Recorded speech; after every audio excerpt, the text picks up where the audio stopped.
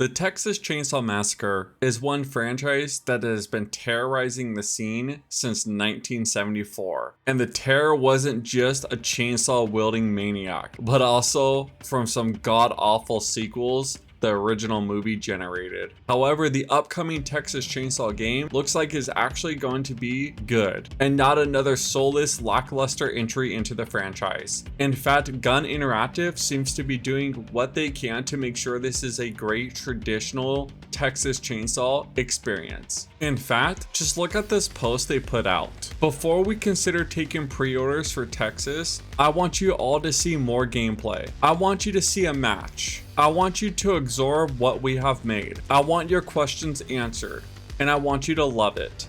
It's our responsibility to create the most authentic Texas experience we can. Once we've proven that to you, then I think it's appropriate to discuss pre-orders. If done before, it feels like I'm just asking for money. We're not motivated by money, we make cool shit.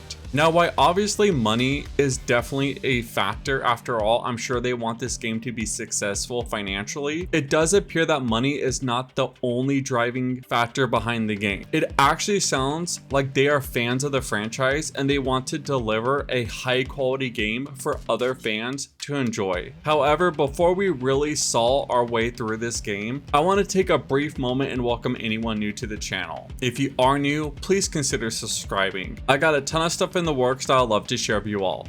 Also, if you do happen to enjoy the video, let me know by dropping a like. But anyways guys, we got a lot to get into, so let's get into it. So the Texas Chainsaw Massacre game has a release date of August 18, 2023, which is amazing because the movie was actually set on August 18th, 1973. I mean, how much more perfect a release date could you ask for? Now, we all know that Leatherface is the face of the franchise. However, the franchise is not about a mass killer wielding a chainsaw. Unlike the Friday the 13th films, this franchise was more about the killer family and their sadistic, macabre ways. And the game realizes this, because like so many of these other asymmetrical games, instead of being a 4v1, this game is going to be a 3v4. One team being the killers and the other team being the victims. Now, of course, we all know the killers are the main characters for these type of games and movies and so on. So let's cover the killers that are going to be in the game first. The game will have 3 different attributes that the family members have. Not just this, but there is a skill tree that allows you to unlock perks and kind of tweak how each family member does play. The 3 attributes the family can have are as follows. The first one being savagery. This affects the amount of damage you deal with melee hits. However, this is not a simple strength attribute. Think of this more as a proficiency level for killing in the game. So for example, Leatherface in the movie would have high skill set or a lot of points in this attribute. For example, that scene where he smashes that guy's face in with a hammer and basically kills him in one blow. Next up, we have harvesting. This affects the amount of blood you gain for Grandpa when interacting with victims. Yes, the famous family grandpa is in the game. However, he's not a playable character in it. Instead, the family has to fill up his blood meter to unlock a sort of sonar type of ability that allows them to see the locations of any nearby victims. Last, we have endurance. This affects the amount of stamina drain and the recharge rate of the stamina bar. So if you want to be able to survive those long chase sections going after your prey, definitely look into this stat. Also, melee strikes does drain the stamina bar for the family members. So you're gonna want some level of endurance so you don't get out of breath just after a couple of swings. There are going to be 5 different family members in the game. And of course, we will start with the main man himself,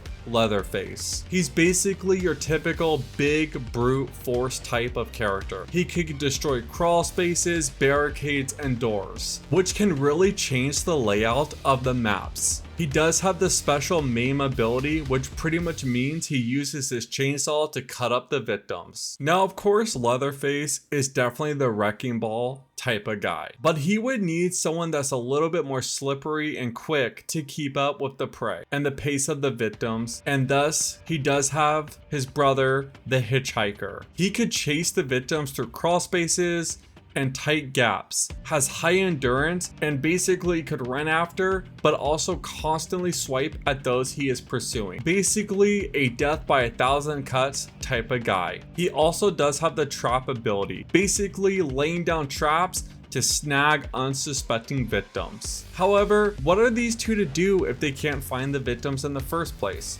Well, have no fear, because they could rely on the cook. And this is the one man that has his seek ability. By focusing his senses, he can reveal the victim who is making the most noise. He could also add additional locks to doors and crawl spaces around the map, really trying to trap anyone he wants inside of an area. Now, while Leatherface, the Hitchhiker, and the cook are definitely three deadly individuals and can cause a tremendous amount of chaos on their own, however, I already know what you're thinking. Only having 3 killers in the game could get pretty boring really fast. Luckily for us, the team is adding in 2 additional original family members to it. And don't worry, these guys will fit right in, as the team has worked with Kim Heckel, who was one of the original co-writers with Todd Hooper for the original Texas Chainsaw movie. And the 2 new killers are Johnny. He has the special ability that's called Hunt, and this allows him to track fresh footsteps left by the prey that he is pursuing. And Sissy. She could use her Bane ability to craft poisons from local plants, blowing powder in the victim's face, or kind of contaminating certain items or locations on the map. So that's it for the killers and the family members in the game. However, they would be kind of worthless if they didn't have victims to hunt. So let's take a look at the victims. There are 5 unfortunate individuals that do become the killer's prey and possibly their next meal in the game. Like the family members, the victims have their own set of attributes and skill sets. However, unlike the killers, they do have 5 attributes and not 3. So we have toughness, and this basically allows the victims to take more damage. We have endurance, which increases the stamina regeneration rate. Strength, which determines how effective a victim is at confronting a family member. It also affects the stun effect after performing a sneak attack on one of the killers. Proficiency gauges how good a victim is at doing different tasks, such as picking locks. Lastly, we have stealth. This one's kind of self-explanatory. After all, stealth is going to be a major important factor in this game. Plus, each victim will have their own unique ability as well. Connie has focus, thus allowing her to pick a lock fast at the cost of stamina and allowing her to have family proximity warnings. Sunny, who has heightened senses, allowing him to pinpoint the location of anyone nearby that's making noise. Julie has ultimate escape. When activated, Julie cannot be tracked by the family, while also getting a significantly reduced stamina drain while sprinting for a brief period of time. Leyland, who has lifesaver, allowing him to use his muscle and weight and charge a family member, stunning them. Last but not least is we have Anna, and she has the pain is nothing skill, which allows her to take a significantly reduced damage from attacks and falls, basically allowing her to jump out of windows and survive. Overall,